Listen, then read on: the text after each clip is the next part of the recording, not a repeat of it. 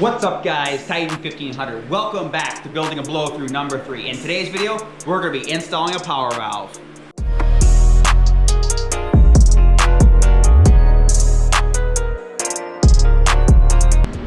Okay guys, so the first thing I want you to do is strip your carburetor down, take the bowls off, and get the base plate and just the main body down into one. Have your metering blocks ready to go. Degasket them because we're going to be doing some drilling, and remove your power valve. So we want to have everything just clear, ready to work.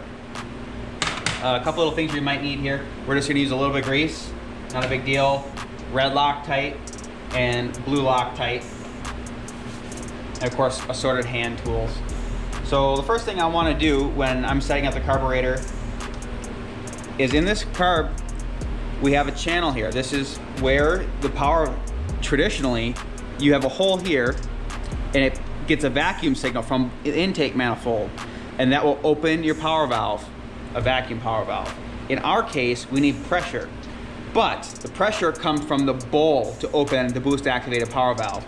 If you don't plug this hole here, you pressurize the top of the carb and the intake manifold, and it's equal, and the ball won't ever open. So you gotta make sure we plug the hole here.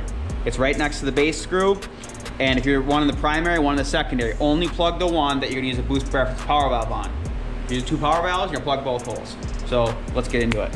Okay, yeah, so in the kit, let's grab our tap and our set screw. I like to just use a screwdriver. Now, it is chucked for a drill, but I don't suggest doing that. So this is really easy to do. I would just grab a little bit of lube on the tap. Nothing major. It's probably too, yeah, it's way too much, of course. I'm on camera. It's not gonna work out great. Anyways, that's not so bad. Just grab a little bit of lube on there, and you gotta identify, are we gonna use the primary or the secondary? So I'm gonna do it, this carb here, we're gonna do it on the secondary side. So right here, we're gonna find our hole. It is straight through, so you'll be able to see that. We're just gonna line it up as straight as we can.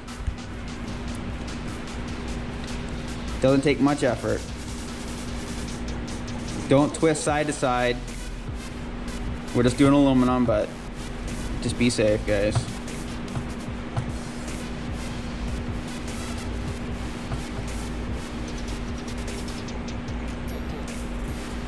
Now you don't have to go in all the way.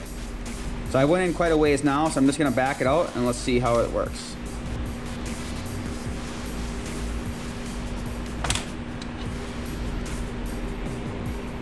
It's hard to see, but you can see the threads in there. Turned out pretty good. A little bit of brake clean. Watch your eyes.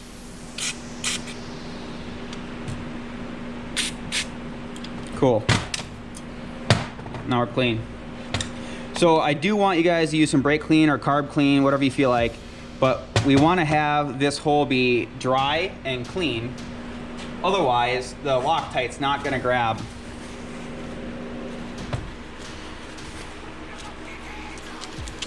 So grab your set screw.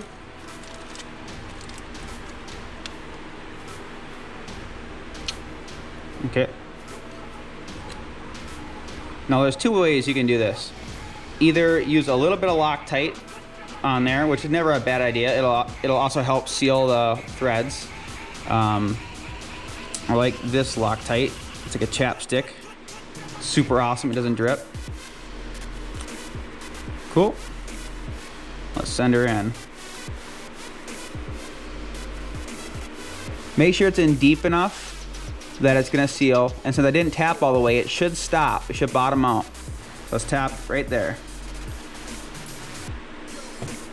That's plugged. That's all we need.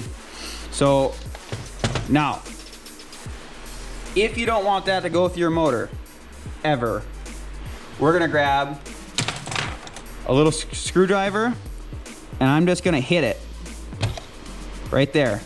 Just gonna peen that hole. But be careful. If you wanna take that out in the future, this little tip ain't gonna do it. It's gonna break.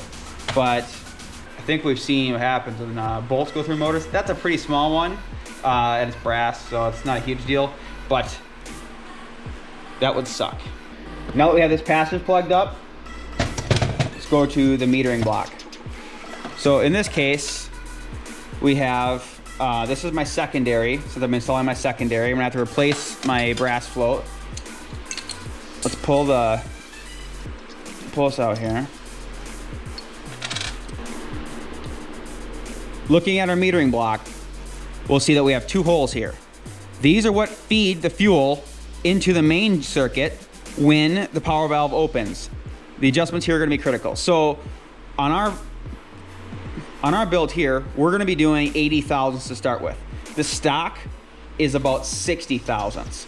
And how we're gonna check that, and I want you to check it on yours as well, is we're gonna grab our number drill bits.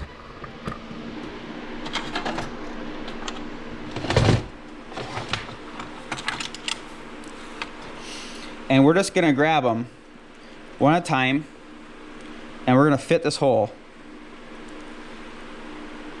But it's really loose. And keep moving up until we get to the right size hole. So I already kind of done this one. It fits in there really snug. So that's perfect. So this one's 56. Don't trust the numbers on here because these drill bits aren't marked. So I always use a caliper. Okay, so 53, 54 thou on this. So I'm gonna drill these out to 80. So I just went through my drill bits, found the one, 81. You can always go one size smaller because a lot of times when you drill, your holes get a little bit bigger. So there's a 70.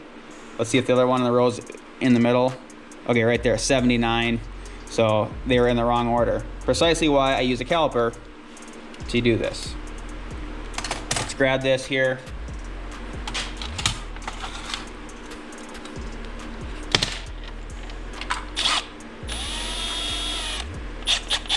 Okay, now when we drill these holes, don't go hog wild and just send this thing through. You're gonna have a problem. But you will see, if I line this drill bit up, look where it meets. So again, if you're looking at your main metering, which we'll talk more in depth in the next video, it's the diameter of this hole plus the diameter of this hole. Well, no, it's the area of that hole plus the area of that hole. It's gonna become your total flow for this circuit here. So keep that in mind. We'll talk about that later. But we're gonna start out here on this one with 80. You may ask, how deep do I drill? Grab a smaller drill bit and stick it in there. You'll notice it really doesn't go in very far. Okay, so I can tell it's bottomed out. That far.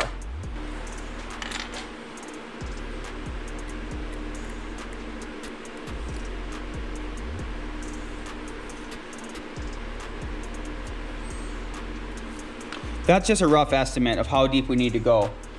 Don't worry about it too much. I mean, I'm not gonna keep drilling through. This is a thinner piece. You're gonna feel when you go into the cavity. So here we go.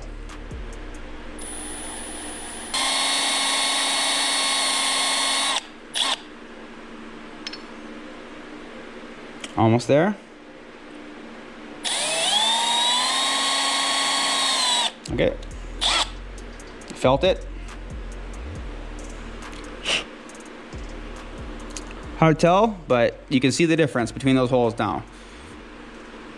Now that we've removed the jet extension, we're gonna blast this hole here, and we should see fluid come out of here, and it should come up through this circuit. And we wanna watch your eyes. We're gonna do quite a good blast on this deal.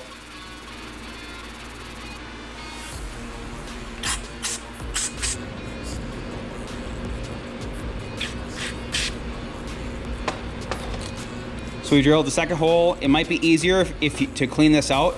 If you spray it through the top, just keep careful, it's gonna spray out of here. Okay.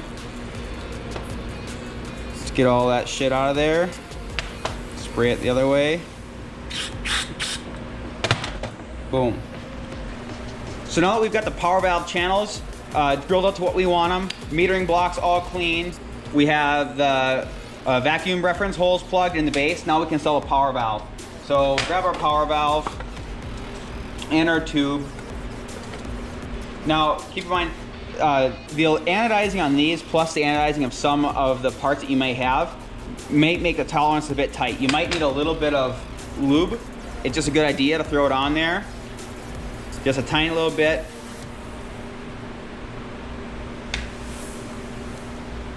Smooth it around. Perfect. Okay, so these already have O-ring that's E85 safe on them, so just send it home. You may need a wrench.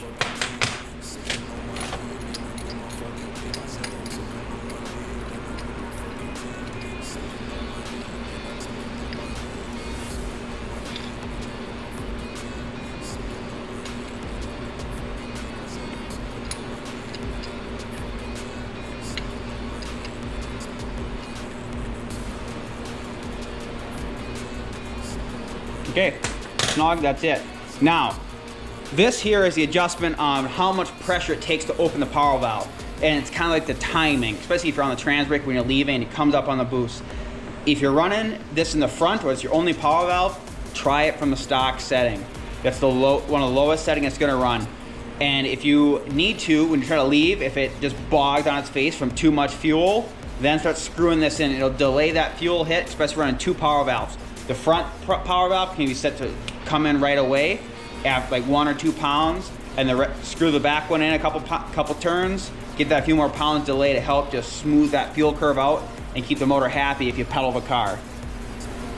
Now that we have it installed here, give it one little quick shot of brake clean.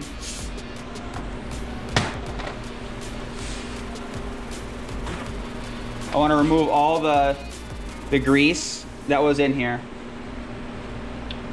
Now you can get your tube that came with the kit. The tube is longer than you need. So what we're gonna do, we're gonna cut it down. I just use like one of these little tubing cutters for brake lines. It's really easy, just 10 mil aluminum. And you'll notice that it's a tight fit. If it isn't a tight fit, it's not a big deal. Just grab your wrench and just squeeze it just a little bit.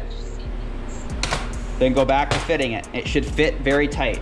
Now once you get a nice snug fit, I want you to grab your red Loctite.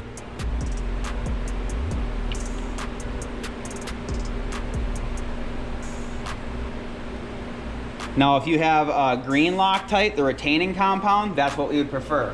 But red Loctite works too. Send her home. Boom, she's done. Now you notice there's a bend in this. Everyone's carb is gonna be different. This one here, I so happen to have to drill or grind the center hump out of this. Because as you can see, when this goes in here, it'll be just fine. It clears. As you see, when we put this in, it almost clears, but it's still in the way. So what we're gonna do, we're gonna shorten this tube up, and we're gonna grind that center hump out.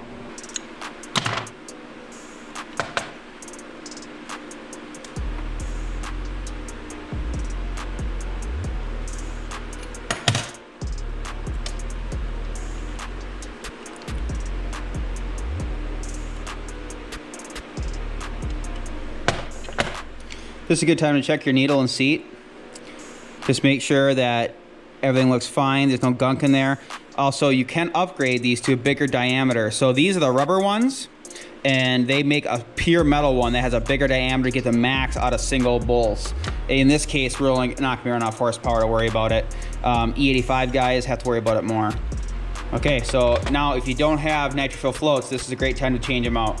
So all we're gonna do here is we're gonna take off this little nub right here, and we'll get back at it. Razor blade, go at it.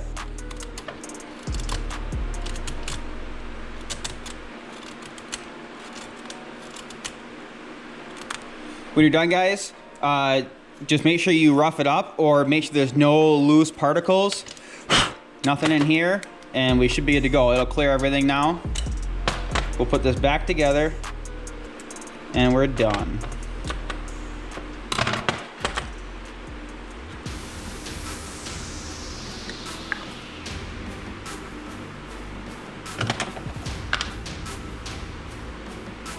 I don't like to put O-rings in dry.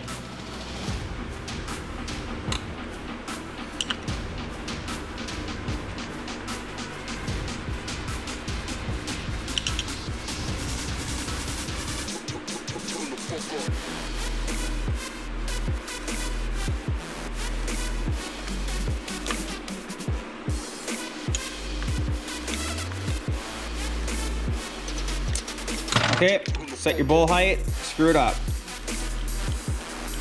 Okay, line's about halfway in. You can see the sight bowl, I'm done. Pull pressure down, there you go. You're gonna set this on the car anyways, this just gets you a baseline. Let's put this back together.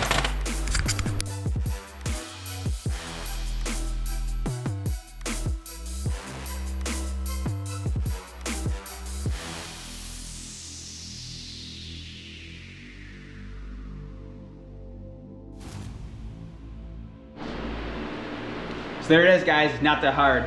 So we've completed the power valve install. The next video, we're gonna be going into the high and low speed air bleed tuning, your power valve channel restrictor tuning, and when to use what power valve. We're also gonna give you some baseline settings to create your own single power valve setup on gasoline. Okay, and please keep in mind, guys, these are just suggestions. These are what works for me and my friends in the past. This is not real hard, but of course, everyone's still gonna have their own opinion on how to tune a carburetor, just like everyone has a different hot sauce they like, or an EFI tuner, or a different way to do something. This is what's worked for me and my friends in the past. So I just wanna share this knowledge with you guys.